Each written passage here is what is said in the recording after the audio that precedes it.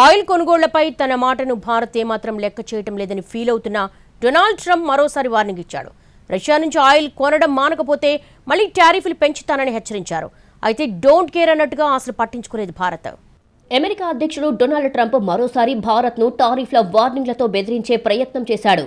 Air force 1 విమానంలో మీడియాతో మాట్లాడిన ట్రంప్ వెనిజువేలా అధ్యక్షుడు మదురో వ్యవహారంపై స్పందిస్తూ పనిలో పనిగా ఇండియాపైన కామెంట్లు చేశారు.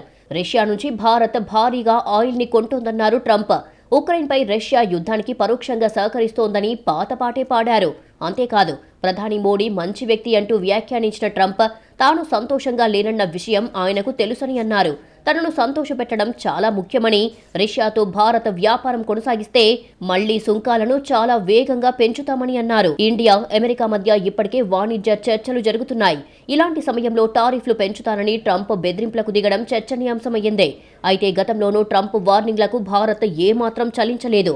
టారిఫ్లు విధించినా రష్యా నుంచి ఆయిల్ కొనుగోళ్లు ఆపలేదు. ఇప్పుడు కూడా ట్రంప్ టారిఫ్ వార్నింగ్లను పెద్దగా పట్టించుకోలేదు.